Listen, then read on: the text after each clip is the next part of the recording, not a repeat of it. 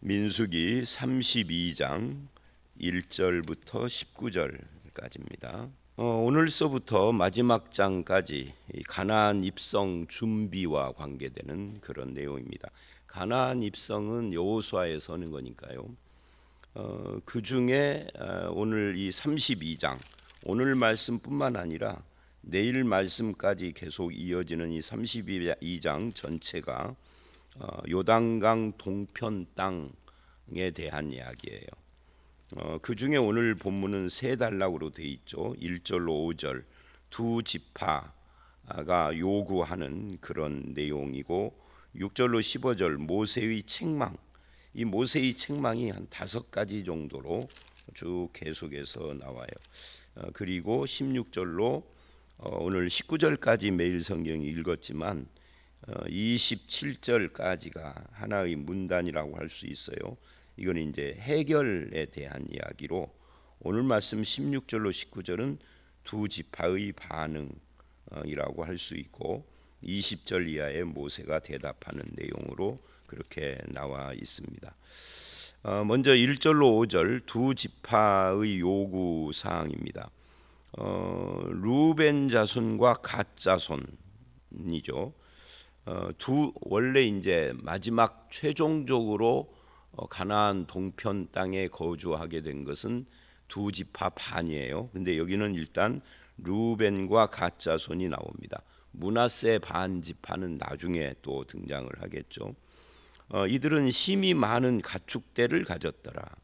이 힘이 많은 가축대가 어느 정도인지 그것은 나와 있지 않습니다만은 또 이런 질문이 가능하죠.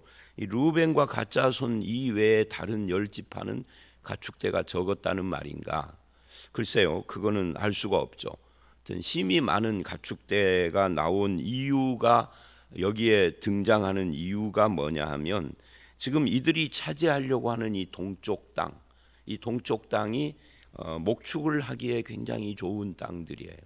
그래서 아모스서 같은 데에도 이 동편 땅에 대한 이야기가 가축과 관계해서 나올 정도로 이게 목축에 굉장히 좋은 땅입니다. 그러면서 뭐라고 하느냐면 4절로 5절에 이렇게 말을 합니다.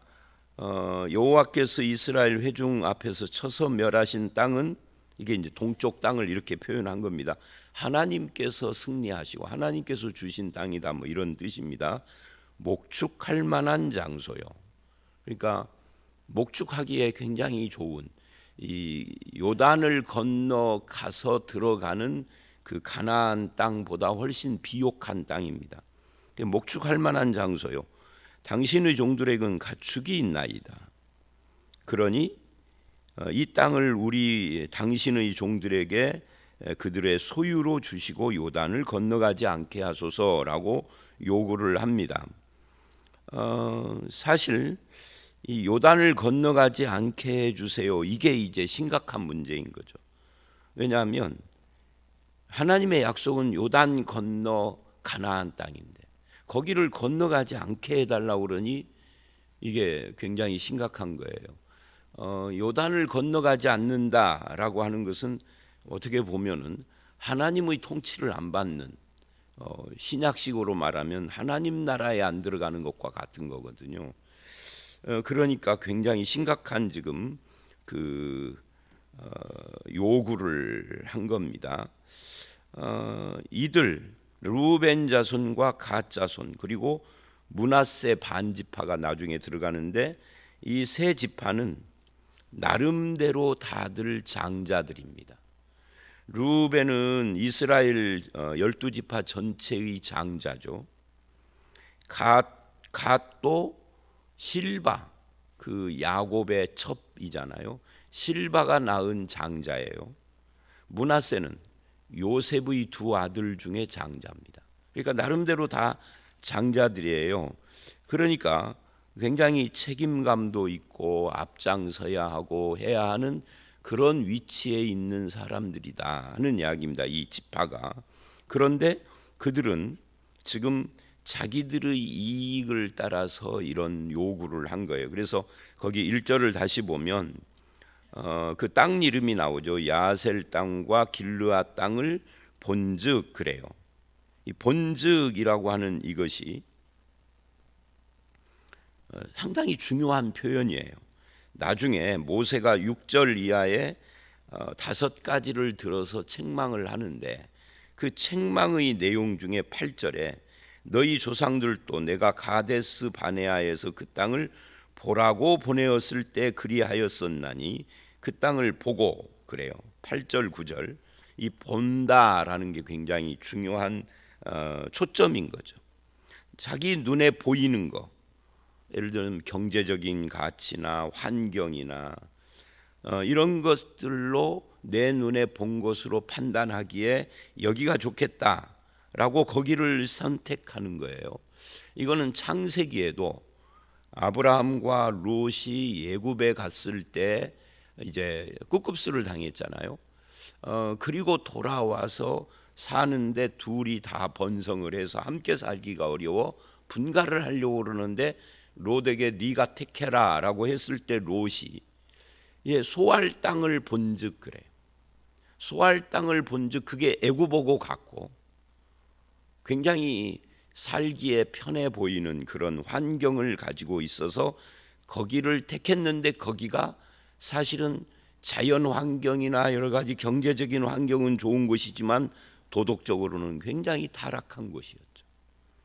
그래서 그 선택이 롯의 가정을 멸망시킨 결정적인 역할을 했던 것처럼 여기서도 마찬가지입니다.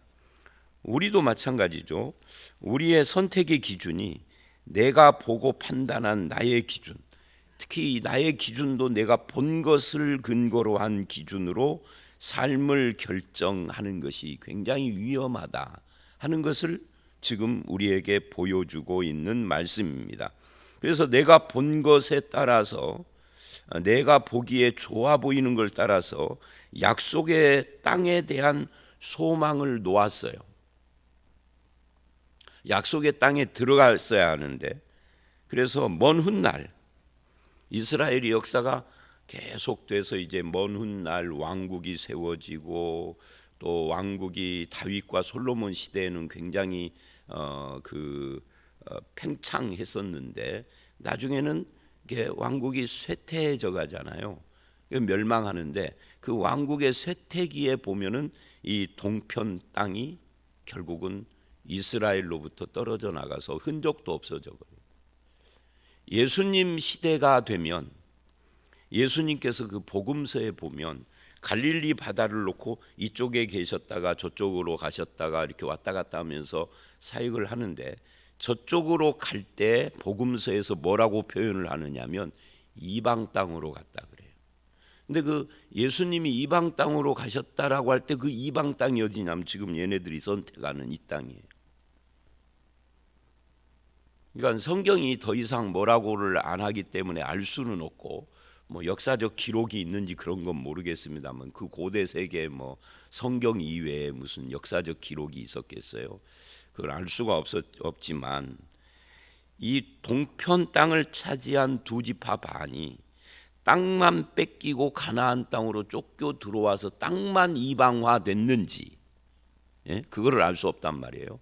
사람들조차도 고스란히 거기 그 후손들이 살고 있으면서 이방화 됐는지 이건 뭐 제가 이걸 연구하는 학자들이 혹시 있으면 모르겠습니다만은 제가 아는 정보로는 알 수가 없어요. 성경에도 말하지 않고. 근데 사람들이 가나안 땅으로 옮겨오고 땅만 이방인들에게 뺏겼다라고 보기는 어려워요. 그러기 하기는 어려워요. 예를 들면 그 중국에서 살고 있는 만주에 살고 있는 조선족들이 원래는 우리의 같은 동포들이잖아요. 뭐 저는 만주는 안 가봤습니다만 만주를 왔다 갔다 해본 분들이 그러더라고요. 이 사람들은 우리와 같은 혈통의 후손들인데 뭐 거기에서 윤동주도 나오고 그러잖아요. 그런데 의식 속에 한국인이라는 의식이 없대요. 자기들은 철저히 중국인이래. 중국인 중의 조선족인 거죠. 뭐 그 중에 뭐 소수의 한두 사람이야 나는 한국인이야 하는 사람도 있을 수는 있으나 전체적인 분위기가 그렇대요. 그럼 한국은 뭐 잘 산다니까 좀 이용해 먹는 먼 뿌리가 같은 뭐 그 정도로 생각을 하는 거예요. 그러니까 이게 여기도 똑같은 거예요. 이방화가 되어버렸어요. 예수님 시대가 되면은 이때하고 예수님 시대하고 약 1500년 차이가 나요. 1400에서 500년. 그러니까 적어도 세월이 한 5, 600년, 7, 800년 이렇게 지나면 이게 희미해지는 거예요. 정체성이, 혈통의 정체성이. 예를 들면은 우리가 그런 말 하잖아요. 중국의 만주족, 만주 말고 미국의 이민들이 우리 동포들이 많아요. 뭐 한 100만 된다든가 뭐 훨씬 더 된다든가 하여튼 많아요. 그래서 우리나라 신문 방송에서 한국인 3세 누가 무슨 뭐가 됐다, 국회의원이 됐다, 무슨 장관이 됐다, 뭐는 뭐 누구 사위가 됐다, 뭐 이런 말들 하잖아요. 뭐 무슨 교수가 됐다. 1세는 몰라도 2세나 3세는 한국인 정체성이 없대요. 우리들이 괜히 한국인 후회야 하고 우리들이 괜히 좋아하는 거지, 그 사람들은 그냥 철저히 미국인인 거예요. 얼굴만 우리 닮은 거지. 이런 이야기를 계속 하다 보니까 또 막 할 말이 생기네요. 미얀마를 가면 한국인하고 똑같이 생기고 우리들하고 같은 말을 쓰는 종족이 있어요. 나와 너 할 때 그 사람들도 나와 너라고 그래요. 쌀 그러고. 근데 그 사람들이 스스로를 한국인이라고 할까? 아니요, 미얀마인이죠. 미얀마의 무슨 족 그러는 거죠. 아주 소수 민족이기는 한데, 자, 무슨 말이냐면 이들의 선택이 잘못됐다 하는 이야기를 하는 겁니다. 지금 나중에 하나님이 승인은 했으나 하나님은요, 사람이 선택하면 그래 알았다 그러셔요. 그리고 당장에 무슨 뭐 진노를 하시고 심판하시고 하시지 않아요. 근데 그 선택이 잘못됐음을 역사 속에서 보여주시죠. 자, 그래서 우리도 삶을 선택하고 삶을 결정할 때 그 근거가 뭐냐가 중요합니다. 하나님의 말씀과 약속, 하나님을 근거로 하지 않고 믿는 자가 내가 본 것을 근거로 할 때, 내가 본 것이라는 것은 그 핵심이 이익이죠. 나의 이익. 나에게 이익되는 것이냐, 나에게 경제적 이익이냐, 나를 평안케 하는 것이냐, 내 명예를 높이는 것이냐, 이 내가 본적이라는 말에는 그런 것들이 들어가 있는 거예요. 그런 걸 따라서 결정을 한 것이 당장은 아니나 100년 뒤, 300년 뒤 우리 후손에게는 엄청난 영향을 줄 수 있다. 이걸 우리는 고려를 해야 합니다. 뭐 죽고 난 뒤에 나는 내 후손들은 몰라. 뭐 그렇다면 할 수 없죠. 그런 사람은 가까이 하고 싶은 사람 아니니까. 하여튼 이 결정적인 순간에 우리가 무엇을 바라보고 생각하며 최우선적으로 고려하는가, 이렇게 자기 이익과 평안만 추구하는 삶을 살고 하나님의 약속에 대한 믿음과 소망, 그리고 공동체의 유익을 생각하지 않는 사람들은 결국은 남을 낙심케 하고 실족케 하는 사람들이다. 그게 이제 6절서부터 15절까지 모세가 책망하는 내용이에요. 한 5가지가 나오는데요. 6절 첫 번째, 이 이기적인 태도에 대한 분노를 모세가 합니다. 모세가 갓 자손과 르우벤 자손에게 이르되 너희 형제들은, 그래요. 이 형제들은 이게 핵심이죠. 싸우러 가거늘 너희는 여기 앉아 있고자 하느냐. 형제의 어려움, 형제의 문제와 위기와 형제가 해야 할 여러 가지 일들에 무관심하거나 하는 그런 그 형제 앞에서 이기심을 보이는 것은 하나님의 백성들에게 수치스러운 행위다, 죄악이다 하는 것을 지적을 하는 겁니다. 7절 두 번째, 왜냐하면 그것은 형제들, 이 형제들은 여기서는 이스라엘이고 신약에는 교회, 그리고 내가 속한 공동체 또는 육신의 형제들도 다 포함을 하겠죠. 그것은 형제를 낙심케 하는 죄이기 때문이다. 그래서 7절 하반절서부터 9절까지는 하나님의 교회 이스라엘을 약속의 땅에 들어갈 수 없게 하는 죄를 너희가 저지르고 있다라는 것을 지적을 해요. 그래서 너희가 어찌하여 낙심케 하여서 여호와께서 주신 땅으로 건너갈 수 없게 하려느냐? 너희 조상들도 내가 가데스 바네아에서 그 땅을 보라고 보냈을 때 그렇게 했다. 그러니까 40년 전의 경험을 지금 소환을 한 거죠. 40년 전에 너희 조상들도 조상의 유전한 망령된 행실이라는 베드로전서의 표현이 있습니다. 말하자면 조상들과 똑같은 짓을 너희가 또 한다, 그런 이야기예요.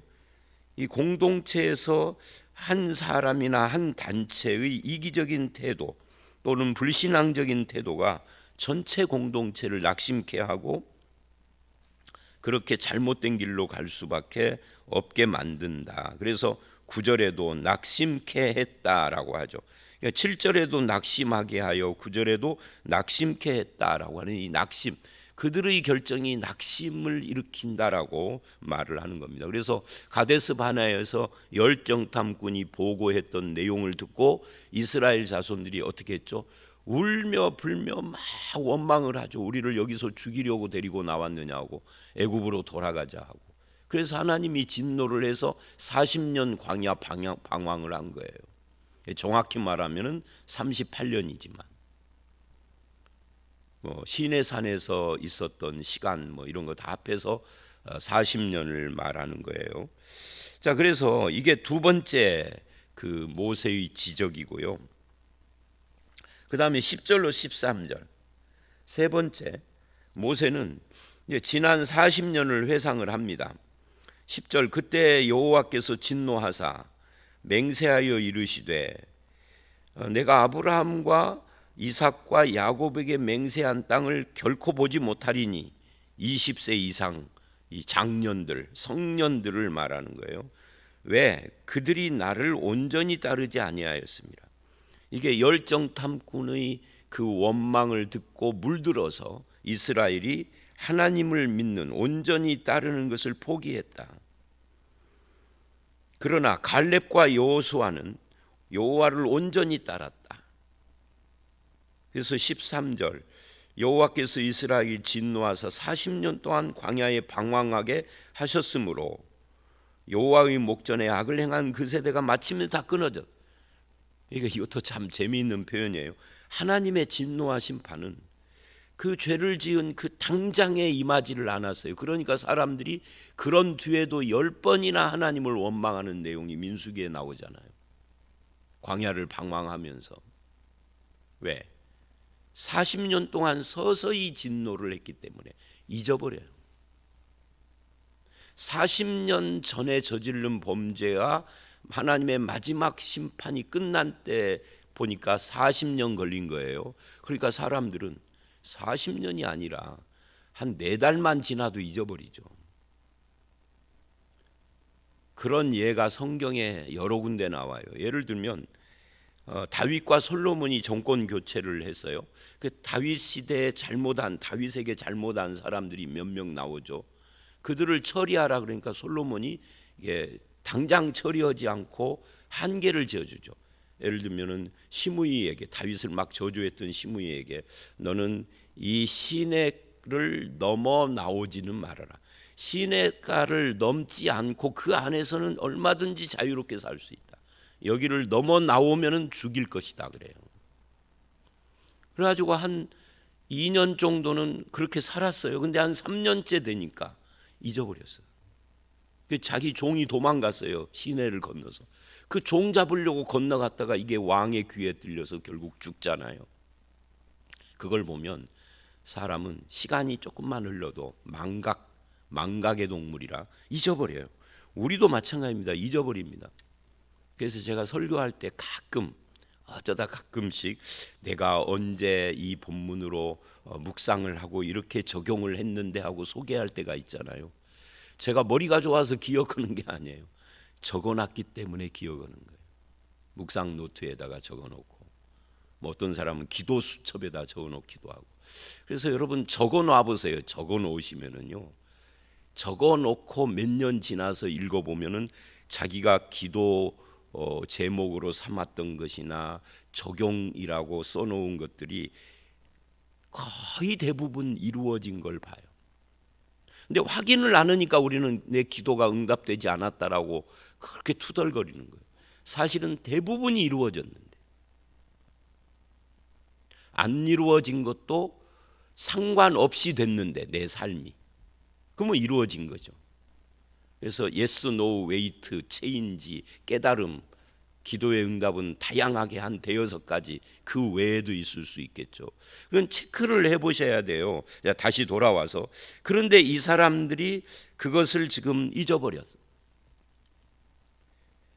그래서 여호수아와 갈렙 믿음의 사람들이 산 증인이다.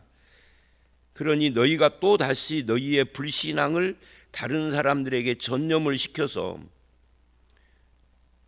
이 너희의 부모 세대가 다 끊어진 것처럼 또 그렇게 만들려고 하느냐. 그래서 14절 네 번째죠. 보라 너희는 너희 조상의 대를 이어 일어난 죄인의 무리로서 조상의 유전한 망령된 행실 아까 말한 그거하고 같은 거죠. 이스라엘을 향하신 여호와의 노를 더욱 심하게 하는도다. 너희는 조상의 대를 이어 일어난 죄인의 무리다. 이 표현이 굉장히 뼈 아프죠. 그러니까 부모 세대로부터 뭘 못 배운 거예요. 부모 세대가 하나님께 그렇게 진노와 심판을 당한 것을 보고도 그거 모르는 거죠. 망각해서 모르기도 하지만 눈에 보고도 모르는, 깨닫지 못하는 것이 인간인 거죠. 그래서 인간은 자기의 이 내적인 음성에 귀를 기울이는 한 죄인의 무리입니다. 자기 내적인 음성이 아니라 하나님의 뜻에 귀를 기울여야 해요. 내 내적인 음성은 결국은 나의 이익이나 나의 관점에 좌우될 수밖에 없으니까. 내 마음에서 울려 나오는 것을 성령의 음성이라고 착각하는 분들이 참 많아요. 인간은 구원받았어도 죄성이 완전히 지워진 건 아니거든요. 예수님 재림할 때까지 또는 우리가 이 땅에서 생명이 끊어져 하나님 앞에 가기까지는 죄성이 완전 사라지는 존재가 아니에요. 그래서 내 속에서 느껴지는 무슨 감정이나 생각들을 자꾸만 이 성령의 음성처럼 그렇게 왜곡하는 일들이 벌어지는 거예요. 자기 뜻인데 하나님의 뜻이라고 그러고. 그래서 똑같은 것을 보고도 해석이 달라지는 거예요. 심지어 성경을 읽으면서도 해석이 달라지는 이유가 그래서 오는 거죠. 마지막 다섯 번째 15절 너희가 만일 돌이켜 여호와를 떠나면 여호와께서 다시 이 백성을 광야에 버리시리니 그리하면 너희가 이 모든 백성을 멸망시킨 것이다. 결국 이 다섯 번째 15절은 어떤 거예요? 총 결론으로 너희의 선택은 멸망길을 선택한 거다 그 말이죠.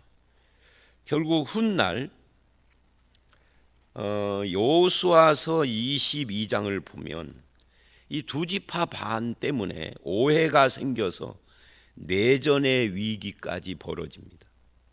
물론 그때는 오해 때문에 그랬다 해서 잘 무마가 됐습니다마는 그때로부터 더 세월이 흐른 뒤에는 아까 제가 말한 것처럼 이 동편 땅은 이스라엘에서 떨어져 나가 결국은 이방화가 돼요. 그리고 또 한 가지 이 동편 땅이 가지고 있는 위기가 뭐냐면 이런 거예요. 이 동편 땅과 요단강 그 사이에 뭐가 있느냐면 왕의 대로라는 것이 있어요. 왕의 대로를 이제 전쟁 시에는 왕의 대로라고 하고요. 평시에는 실크로드라고 합니다. 실크로드가 중국에서부터 서방으로 쭉 해서 이 페르시아를 통과한 뒤에는 그리스 방향으로 가는 길이 있고 밑으로 내려와서 이집트로 가는 방향이 이렇게 둘로 갈라지거든요. 터키 쪽에서 유프라테스 강을 지나가지고 그게 이제 전쟁 때는 왕의 대로, 왕들이 군사를 끌고 그 길로 쳐들어온다 해서 왕의 대로예요. 평상시에는 상인들이 왔다 갔다 한다 해서 이게 실크로드고. 그 여러분 창세기에 요셉이 형들에 의해서 애굽으로 팔려가잖아요. 그때 미디안 상인들이 나타나서 그들에게 팔았다. 그 미디안 상인들이 다니는 길, 그게 실크로드. 전쟁 때는 왕이 돼요. 그러니까 이게 무슨 말이냐면 이들이 차지한 땅이 비옥하기는 한데 전쟁이 일어나면 여기가 전쟁터가 되는 거예요. 왜? 이거 비옥한 땅이니까 여기를 차지하려고 그러는 거예요. 요단강 건너 저쪽은 산악지대라 차지해봤자 별것 없어요. 예루살렘이나 뭐 그 근방 빼놓고는. 그러니까 이들은 미련한 선택을 지금 한 거예요. 그래서 계속 침략을 받다가 나중에는 이방화 되어버린 겁니다. 그래서 여기까지 모세의 책망이 결국 이런 겁니다. 외적인 축복과 외적인 환경을 보고 선택한 그것이 전부가 아니었구나. 근데 이들은 모르는 거죠. 먼 훗날 일을. 결국 눈에 보이는 경제적인 가치, 환경적인 가치를 따라 결정한 것이 멸망의 원인이 됩니다.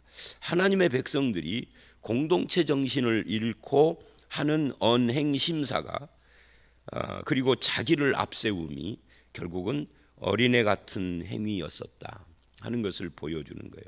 그래서 16절로 27절은 해결인데 오늘은 16절로 19절 두 지파가 반응을 보이는 겁니다. 이건 가축을 위한 우리를 짓고 자녀를 위한 성읍을 짓고 난 뒤에는 앞장서서 가나안 땅 정복에 함께 합류하겠습니다. 그래요. 타당한 그런 탄원인 거죠. 저는 이걸 보면서 가축을 위한 우리야 뭐 며칠이면 짓겠지만 자녀들을 위한 성읍은 며칠 만에 건축이 될까요? 꽤 세월이 걸렸을 텐데 적어도 몇 달 걸렸을 텐데 아마 이스라엘이 모압 평지에서 이제 신명기서가 거기에 해당되는 거거든요. 하나님과 언약을 하고 뭐 이런저런 준비를 하고 또 여호수아에 보면은 가나안 들어가기 전에 준비하고 하는 과정이 꽤 걸렸었기 때문에 그때 아마 건축을 하지 않았을까 그런 생각을 합니다.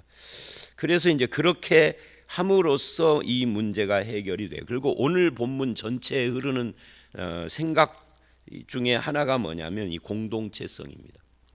공동체를 외면하고 자기 이익을 따라서 결정하는 것에 대해서 모세가 화를 낸 거고 그 결정이 공동체를 낙심케 한다는 것이고 해결은 그러니까 우리도 무장하고 함께 싸우겠습니다.